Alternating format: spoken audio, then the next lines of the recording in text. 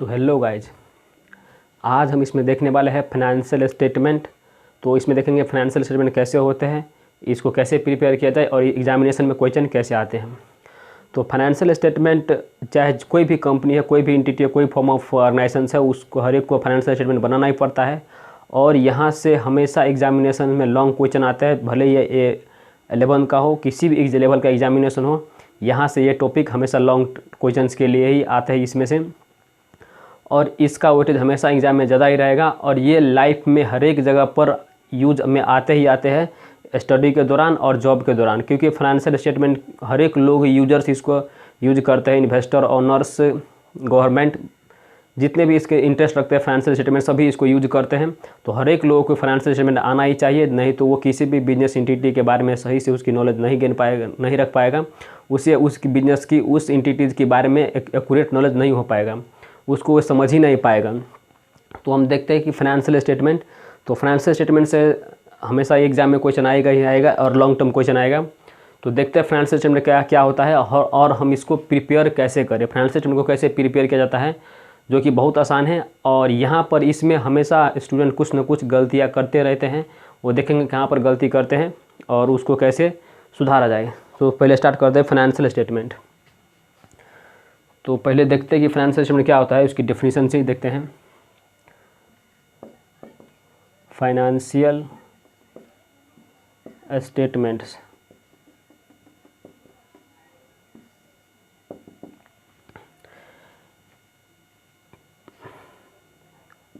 कह रहा है a structure representation of historical financial information as per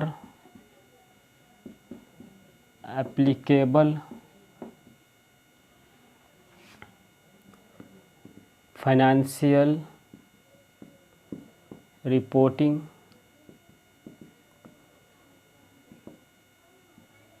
framework. Its component are trading and profit and loss account,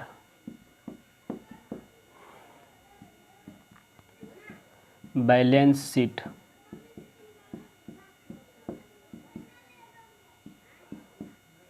cash flow statement,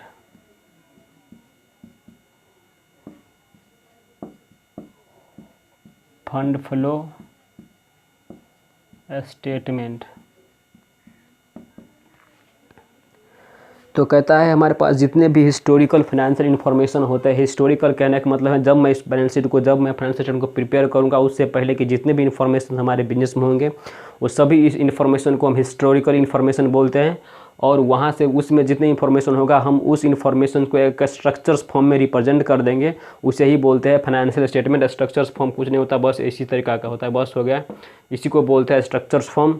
उसमें structure representation of historical financial information करने का मतलब होता है sale, purchase, rent, salary, building, plant, machinery, fix assets, ये सारे के सारे जो एप्लीकेबल फाइनेंशियल रिपोर्टिंग फ्रेमवर्क क्या होता है कि हमारे पास जितने भी तरह के accounting policy, accounting principles, accounting standards, rules और रेगुलेशंस होते हैं, अकाउंटिंग पॉलिसीज होते हैं, वो हमें इसी फाइनेंशियल रिपोर्टिंग फ्रेमवर्क को एक वर्ड में उसी को ही बोलते हैं।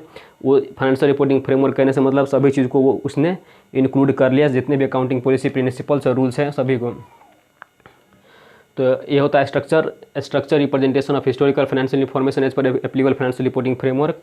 तो हम इस तरीके के स्ट्रक्चर दे देंगे, उसमें जितने भी फाइनेंशियल इन्फॉर्मेशन होंगे सभी को इसमें फिट कर देंगे, यहाँ पर इसको सभी को यहाँ पर रख देंगे। तो ये हमारा हो जाएगा फाइनेंशियल स्टेटमेंट। और फाइनेंशियल स्टेटमेंट कौन कौन से कंपोनेंट होते हैं, तो financial statement, profit, trading and profit and loss account, balance sheet, cash flow और फंड फ्लो। तो ये हमारे सिलेबस में नहीं है और इन दोनों को अब हमें देखना है।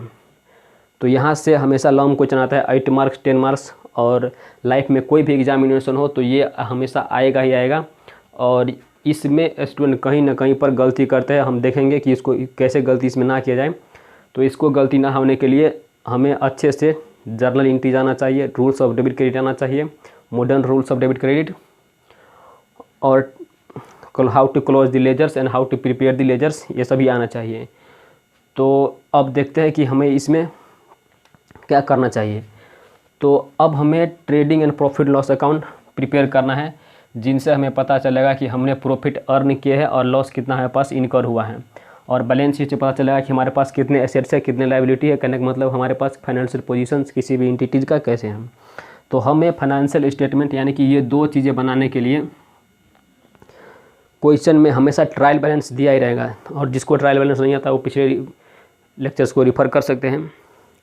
तो ट्रायल बैलेंस दिया ही रहेगा, और हमें उस ट्रायल बैलेंसेस से उसमें जो पूरे अमाउंट और फिगर्स होंगे उसको इसमें और इसमें कहीं ना कहीं पर शिफ्ट करना पड़ता है। तो उसे बोलते हैं हम प्रिपरेशन ऑफ फाइनेंशियल स्टेटमेंट। तो इसमें होता क्या है कि हमारे पास ये होता है एक ट्रायल बैलेंस,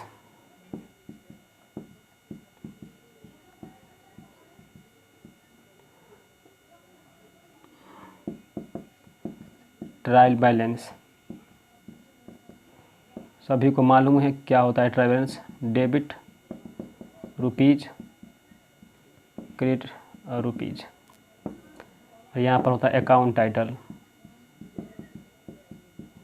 तो यहाँ पर बहुत सारे आएंगे, परचेज, सेल्स, डेटर्स, क्रेडिटर्स और भी चीज़ें। तो ये हमेशा होता है टैली मतलब यूकल। तो हमें ये हमेशा क्वेश्चन में दिया रहेगा, और इनसे अब हमें बनाना है trading and profit and loss account and balance sheet. तो इसको हम कैसे प्रिपेयर करें। तो हमें इस ट्रायल बैलेंसेज में जितने भी तरीके का रिवेन्यूज और जितने भी तरीके का एक्सपेंस अकाउंट होंगे, इन सभी को हम trading and profit loss account में ट्रांसफ़र करेंगे। कैसे करेंगे। तो ये रहा trading and profit and loss account. अभी इसकी एक बैकग्राउंड क्लियर हो रहा है, उसके बाद देखेंगे। तो ये रहा। तो जितने भी इस ट्रायल बैलेंस में जितने भी रेवेन्यूज वाले अकाउंट होंगे, सभी को मैं यहाँ से उठाकर इसके क्रेडिट साइड में रखूँगा। ये होता है क्रेडिट साइड, इसे बोलते हैं क्रेडिट साइड, और इसे बोलते हैं डेबिट साइड। लेफ्ट साइड को बोलते हैं डेबिट और राइट को क्रेडिट। तो यहाँ पर जितने भी रेवेन्यूज होंगे हम इसको यहाँ पर ले जाएंगे, और जितने भी एक्सपेंसेस होंगे तो हम इसको इस साइड ले जाएंगे, मतलब यहाँ पर। और हम अंत में देखेंगे कि हमारे पास रेवेन्यूज माइनस एक्सपेंसेज, यदि ये पॉजिटिव आया तो हमारे पास हो रहा है प्रॉफिट, और ये यदि नेगेटिव आया तो हमें हो रहा है लॉस। तो हमें प्रॉफिट और लॉस को कैलकुलेट करने के लिए ही trading and profit loss account बनाते हैं।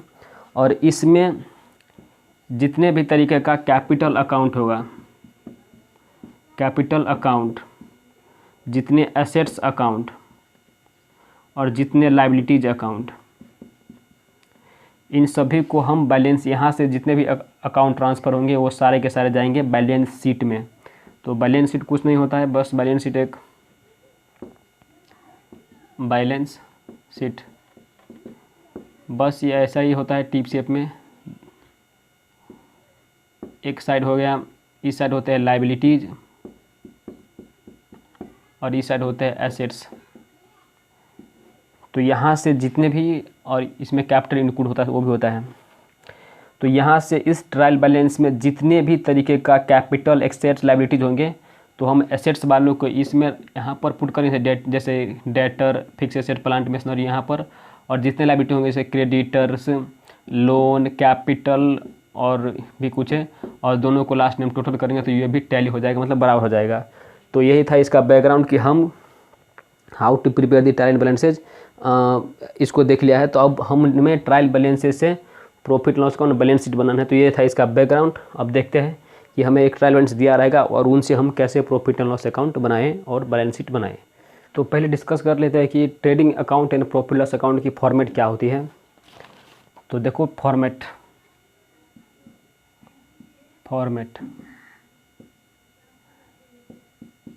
ट्रेडिंग एंड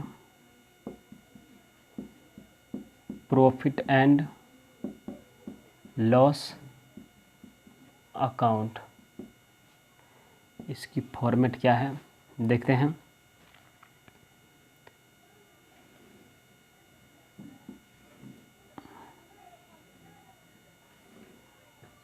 इसको थोड़ा लंबा करते हैं बस।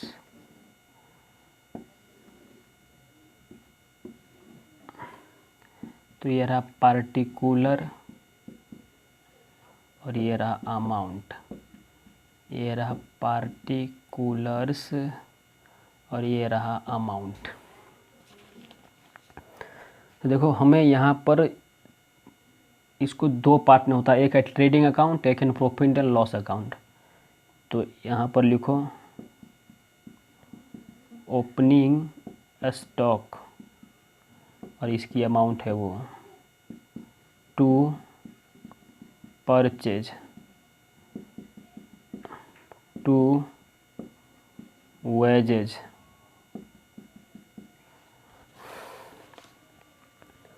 टू कैरियज इनवर्ड्स, या इसे बोलते हैं फ्रेट इनवर्ड्स। अभी सभी को देखेंगे क्या होता है हर एक वर्ड का मीनिंग, और इसे कार्टेज भी बोलते हैं। और इस साइड आएगा by sales, by closing stock,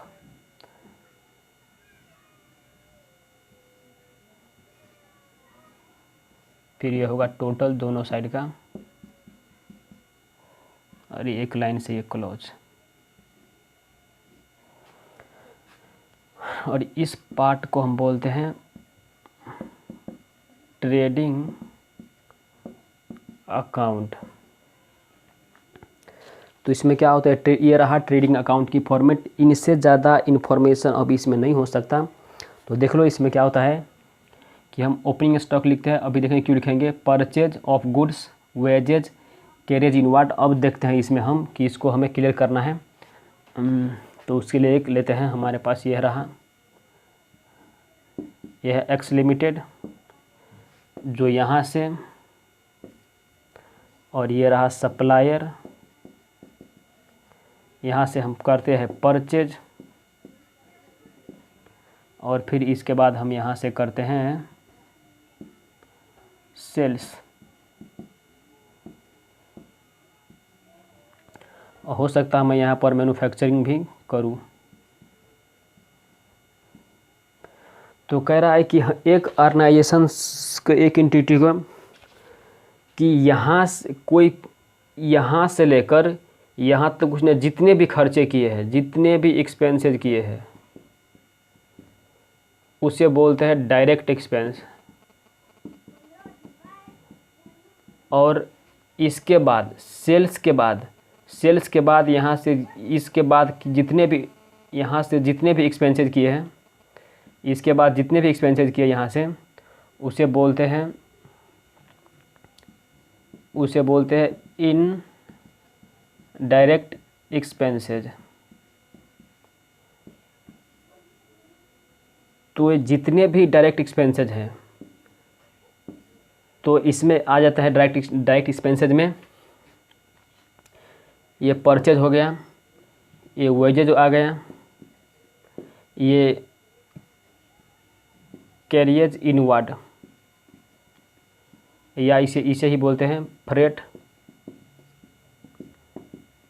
inwards, और इसे बोलते हैं कार्टेज। कोई भी नाम से एग्जाम में आ सकता है।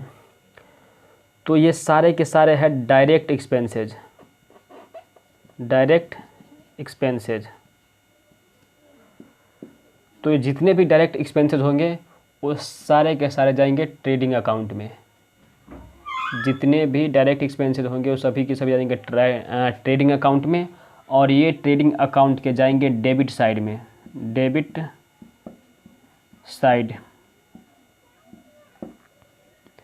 तो जितने भी यहाँ से लेकर किसी भी इस एक्स एंटिटी को कोई भी गुड्स और मैन्युफैक्चरिंग करने तक के जितने भी खर्चे होंगे, किसी भी गुड्स को बनाने तक के जितने भी खर्चे होंगे और उसे एक सेल्स के कंडीशंस में लाने तक के जितने भी खर्चे होंगे यहाँ तक, उस सभी को बोलते हैं डायरेक्ट एक्सपेंसेज। और डायरेक्ट एक्सपेंसेज जाएंगे हमारे ट्रेडिंग अकाउंट में, और ये रहा ट्रेडिंग अकाउंट, और ट्रेडिंग अकाउंट के जाएंगे वो डेबिट साइड में, मतलब इस साइड में। हम अभी इस ओपनिंग स्टॉक की बातें करेंगे। और इसके बाद हो गया सेल्स। तो ये सेल्स जाएंगे, ये भी जाएंगे ट्रेडिंग अकाउंट में, और ट्रेडिंग अकाउंट के ये जाएंगे क्रेडिट साइड में, ये जाएंगे क्रेडिट साइड में। ऐसे बस इतना ही लिस्ट है इसका। तो ओपनिंग ये डेबिट साइड में जितने भी डायरेक्ट एक्सपेंसेस वो, और क्रेडिट साइड में सेल्स, और एक रहा ओपनिंग और क्लोजिंग स्टॉक्स। तो हम ओपनिंग स्टॉक और क्लोजिंग स्टॉक को एक एडजस्टमेंट करते हैं, ताकि हमें यहाँ पर ओपनिंग स्टॉक लिखने से, यहाँ पर क्लोजिंग स्टॉक लिखने से हमें कॉस्ट ऑफ गुड्स की पता चल जाए। तो एक हमें कॉस्ट ऑफ गुड्स सोल्ड, इसको पता करने के लिए हमें यहाँ पर ओपनिंग स्टॉक लिखना पड़ता है, यहाँ पर क्लोजिंग स्टॉक लिखना पड़ता है। तो ये होता कैसे है, तो मान लो कि ये रहा ओपनिंग स्टॉक, ये रहा, उसके बाद इसमें हो गया इतना, हो गया परचेज। तो इसके इक्वल होता है, इसको यहाँ पर लिखते हैं, अभी वहाँ पर लिखना बाकी है। ओपनिंग स्टॉक मतलब हमें ईयर के बिगनिंग में जो भी स्टॉक था वो, और दूसरा हो गया परचेज। इसके बाद होता है cost of goods sold plus closing stock. तो हम देखो यहाँ पर ओपनिंग स्टॉक और परचेज ये दोनों को दोनों लिख दिए हैं, तो ये हो गया। अब हम इसको इतना लेस करते हैं, माइनस क्लोजिंग स्टॉक, तो इनसे आ जाएगा कॉस्ट ऑफ गुड्स सोल्ड्स। तो इसीलिए हमें यहाँ पर इसको यहाँ पर एडजस्ट ना करके, यहाँ पर उसको लेस ना करके इस साइड में लिख दिया हूँ, ताकि ये अंडरस्टूड है कि ये लेस होंगे, इतना में से इतना ही लेस होकर ही आएंगे। ये दोनों अमाउंट के लेस होकर इस साइड या तो लेस कर सकते हैं या तो इस साइड लिख सकते हैं।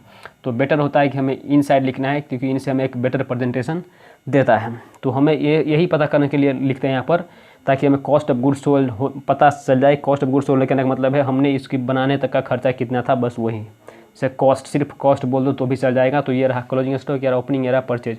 तो हम इन तीनों की एडजस्टमेंट की बातें कर ली है। तो हमें कॉस्ट ऑफ गुड्स सोल्ड निकालने के लिए हमें यहाँ पर ओपनिंग स्टॉक देना पड़ता है, परचेज, और इसके बाद ये इसलिए लिखना पड़ता है ताकि हमें कॉस्ट ऑफ गुड्स सोल्ड पता चल जाए। और कॉस्ट ऑफ गुड्स सोल्ड में से तो कॉस्ट, तब हम सेल माइनस कॉस्ट करेंगे तो हमें इनसे प्रॉफिट या लॉस जो भी होगा वो पता चल जाएगा। तो ये होता है इसके लॉजिक। बाकी वेजेज हमने यहाँ से रॉ मटेरियल यहाँ तक लाए तो इसका वेजेज दे दिए। यहाँ से यहाँ तक का कोई खर्चा की बात नहीं करते, तो सिर्फ यहाँ से लेकर यहाँ तक कोई हमने इसे फ्रेट, कैरियज, इनवर्ट कुछ भी दे दिया तो ये आ जाएगा। तो ये होगा हमारा डायरेक्ट एक्सपेंसेस, हो गया ट्रेडिंग अकाउंट में। इनके बाद ये अमाउंट मान लो आते हैं 1 लाख इस साइड के टोटल, और इस साइड यदि लेस आ रहा है तो ये होगा हमारे पास ग्रॉस प्रॉफिट। मान लो ये टोटल आएगा 90,000 तो ये आएगा 10,000। इसे बोलते हैं बैलेंसिंग फिगर। ग्रॉस प्रॉफिट क्या इंडिकेट करता है? ग्रॉस प्रॉफिट ये इंडिकेट करता है कि हमें उस मैन्युफैक्चरिंग से, उस सेल्स और परचेज से हमारे पास जो बिजनेस है वो प्रॉफिटेबल है या नहीं है। इतना ही पद बताता है कि हमें ग्रॉस प्रॉफिट से हमारी बिजनेस प्रॉफिटेबल है या नहीं है। उसके बाद ये ग्रॉस प्रॉफिट अकाउंट, ये ग्रॉस प्रॉफिट हमारे पास शिफ्ट हो जाता है and profit and loss account में। तो इसकी फर्स्ट पार्ट था ट्रेडिंग अकाउंट, और इसकी सेकेंड पार्ट होती है उसे बोलते हैं हम trading profit and loss account. तो ये जो सेकेंड पार्ट है उसे बोलते हैं हम, तो ये ग्रॉस प्रॉफिट यदि इस साइड लेस हुआ तो ये जाएगा बाय ग्रॉस लॉस करके ऐसे कुछ अमाउंट, और इन साइड हुआ तो ये हो गया प्रॉफिट। मान लो उल्टा होता तो यहाँ पर ये 10,000 आता और इस साइड आया तो ये प्रॉफिट आया। और तो इस ट्रेडिंग एंड अकाउंट के जो भी बैलेंसिंग हो गया तो ग्रॉस प्रॉफिट या तो ग्रॉस लॉस, तो हम उसे ट्रांसफ़र करेंगे प्रॉफिट एंड लॉस अकाउंट में। और ट्रांसफ़र कैसे करते हो उन्हें बता दिया है। यहाँ पर यदि ग्रॉस प्रॉफिट है तो इसको यहाँ पर लिखो बाय ग्रॉस प्रॉफिट, जो भी अमाउंट है वो। यदि लॉस है तो इसको यहाँ पर लिखो टू ग्रॉस लॉस। अब इसके बाद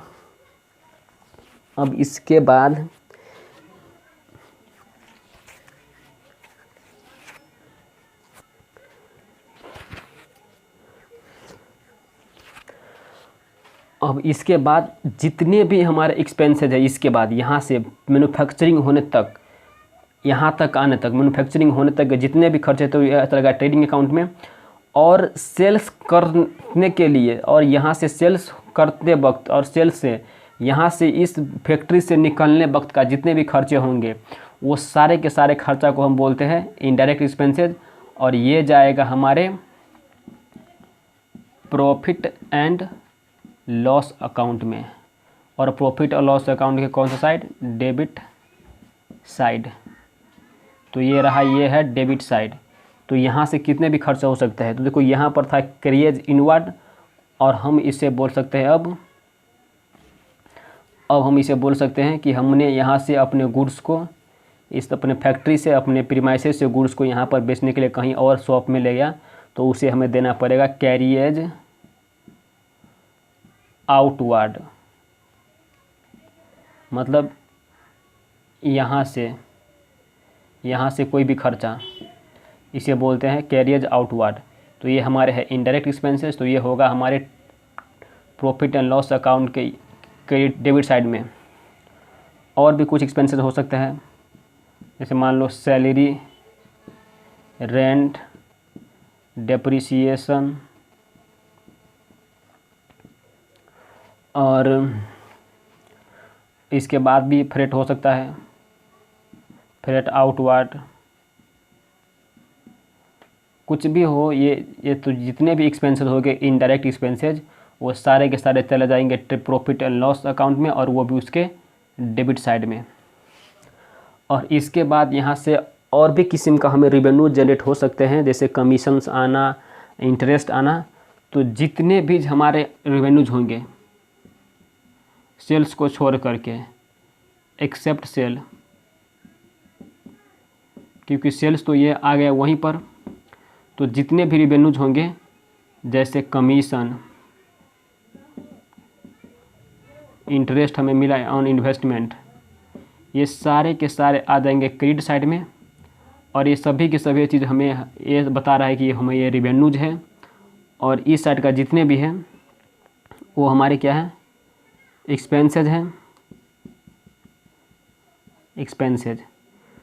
तो टोटल रेवेन्यूज मतलब sales minus cost is equal to जो भी आएगा। यदि हमारे एक क्रेडिट साइड ज़्यादा आ गया तो हमें जो अमाउंट बैलेंसिंग फिगर होगा उसे हम बोलते हैं नेट प्रॉफिट। या तो डेबिट साइड, एक्सपेंस वाले साइड ज़्यादा हो गए रेवेन्यू से, तो हम उसे बोलते हैं बाय नेट लॉस। और ये नेट प्रॉफिट और ये नेट लॉस जो ट्रांसफ़र होगा बैलेंस शीट में, कैसे होगा वो आगे देखेंगे। तो यही था trading and profit loss account की बैकग्राउंड। इसको हम कैसे प्रिपेयर करें तो देख लेते हैं। यहाँ से लेकर एक्स लिमिटेड के पास जितने भी डायरेक्ट एक्सपेंसेज वो सारे के सारे ट्रेडिंग अकाउंट के डेबिट साइड में जाएंगे, और सेल्स होंगे वो जाएंगे हमारे पास क्रेडिट साइड में। और क्लोजिंग स्टॉक हम कॉस्ट ऑफ गुड्स सोल्ड को लिखने के लिए यहाँ पर बैलेंस करते हैं। इसके बाद यदि डेबिट साइड ज़्यादा हुआ, एक्सपेंसेज साइड ज़्यादा हुआ, रेवेन्यू से कम हुआ, तो हमें होंगे ये ग्रॉस प्रॉफिट होंगे। यदि डेबिट साइड ही ज़्यादा हो गया तो ये हमारे हो जाएंगे लॉस। कहना का मतलब है यदि debit side less than credit तो ये शो करता है कि हमारे पास प्रॉफिट हुआ है, और उसे बोलते हैं ग्रॉस प्रॉफिट। यदि डेबिट साइड ज़्यादा है क्रेडिट साइड से तो ये हमें लॉस शो करता है, और उसे हम बोलते हैं ग्रॉस लॉस। जो ट्रांसफ़र होगा प्रॉफिट एंड लॉस अकाउंट को। तो इस पार्ट को बोलते हैं ट्रेडिंग अकाउंट और इस पार्ट को बोलते हैं प्रॉफिट एंड लॉस अकाउंट। और जो भी हमारे इनसे नेट प्रॉफिट और नेट लॉस होंगे वो होंगे ट्रांसफर बैलेंस शीट में, और कैसे होंगे उसे हम आगे देखेंगे। तो अभी हमें इन पर एक दो इलस्ट्रेशंस करना चाहिए, उसके बाद ये अच्छे से क्लियर हो जाएगा। तो ये रहा हमारे पास डिटेल्स और हमें इनसे बनाना है ट्रेडिंग अकाउंट। तो हम एक एक करके देखेंगे कि ट्रेडिंग अकाउंट पैसे पहले कैसे होता है, उसके बाद देखेंगे कि प्रॉफिट लॉस अकाउंट कैसे होते हैं। तो ये देखते हैं। तो हमेशा यही लिखना है ट्रेडिंग अकाउंट, उसके ऊपर लिखो in the books of X limited, underline trading account, और ईयर भी इसमें लिखो for the year ended as on 31/3/2022। फिर उसके बाद लिखना है इसमें, इसकी फॉर्मेट बना दो बस। ये रहा इसकी फॉर्मेट, पार्टिकुलर्स, उसके बाद ये रहा अमाउंट, और इसके बाद ये रहा पार्टिकुलर्स, और उसके बाद रहा ये अमाउंट। इसे बोलते हैं क्रेडिट साइड, इसे बोलते हैं डेबिट साइड, और ये रहा। बस इतना ही है। तो अभी जो मैं फॉर्मेट बताया था कि ट्रेडिंग अकाउंट का वैसा फॉर्मेट होता है, बस उसकी जितने भी इन्फॉर्मेशन है हमें इसमें रख देना है, उनसे हमारे पास ट्रेडिंग अकाउंट बन जाएंगे। तो रहा ये ओपनिंग स्टॉक, तो यहाँ पर इसको ले चलो ऐसे, टू ओपनिंग स्टॉक अमाउंट 50,000। उसके बाद परचेज है, ये ले चलो इसे डेबिट साइड, टू परचेज, जितने सारे के सारे डायरेक्ट एक्सपेंसेज है, तो इसीलिए हम इसे ट्रेडिंग अकाउंट के डेबिट साइड में ले जा रहे हैं, 1,10,000। उसके बाद सेल्स, तो सेल्स जाएगा, रिवेन्यूज है तो क्रेडिट साइड में, इसका सेल वैल्यू है 3 लाख। इस साइड का हमेशा कॉस्ट पे होता है और इस साइड का हमेशा सेल वैल्यू पर होता है, सेल वैल्यू, और इसका difference sale minus cost is equal to profit. और इसमें एक है रिटर्न इनवर्ड और रिटर्न आउटवर्ड।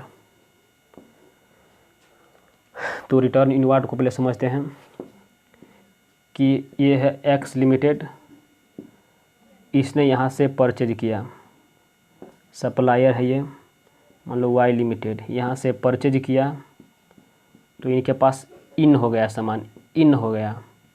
अब कह रहा है कि हम इसी को आपस करते हैं, तो इससे दूसरा वर्ड दे सकते हैं कि परचेज रिटर्न, और इसका दूसरा नाम है, और इसका दूसरा नाम है कि हमें अपने यहाँ से हमारे पास इन हुआ था उसी को ही रिटर्न कर रहे हैं, तो इसे बोलते हैं रिटर्न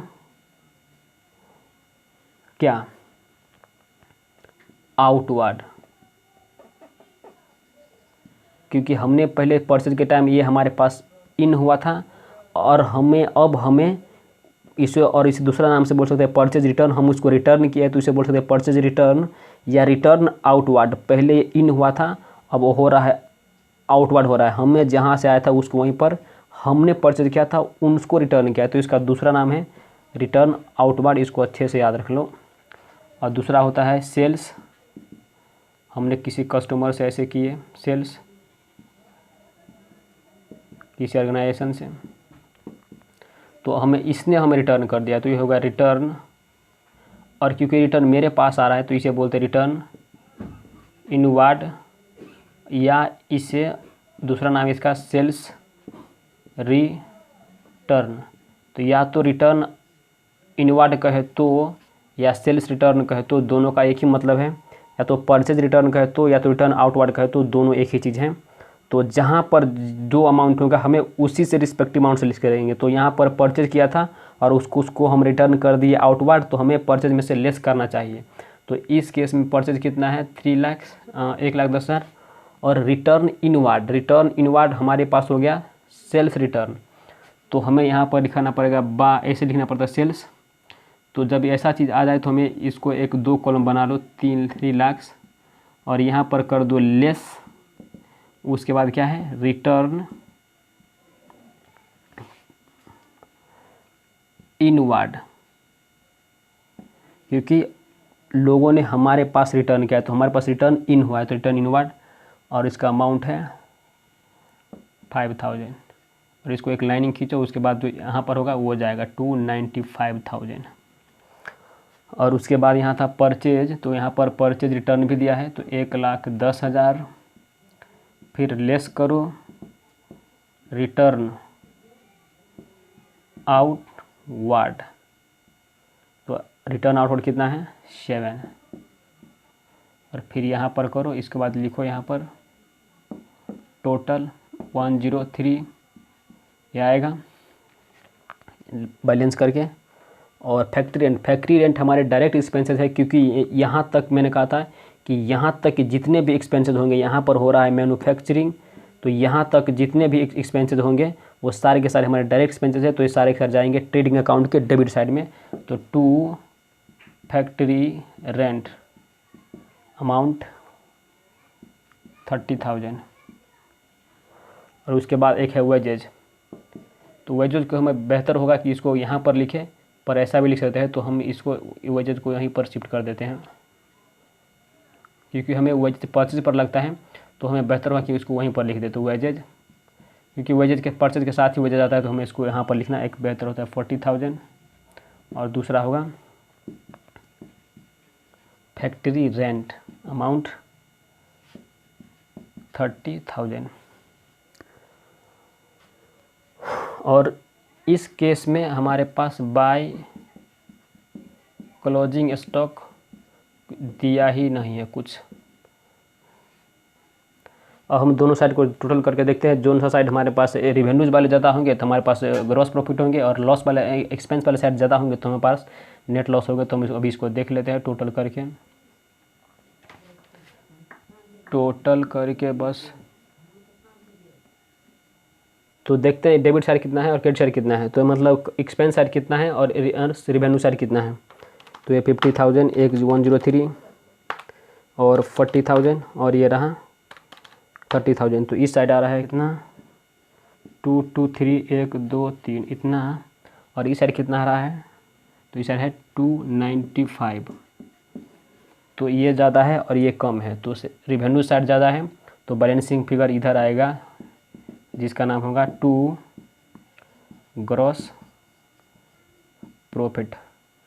तो लेस कर दो 295 ये 72,000 और टोटल 295,000 बस 295,000 और ये ग्रॉस प्रॉफिट हमारे प्रॉफिट लॉस अकाउंट में ऐसे चला जाएगा बाय ग्रॉस प्रॉफिट, और जिसका अमाउंट होगा 72,000। तो इसको हम अभी नेक्स्ट में देखेंगे।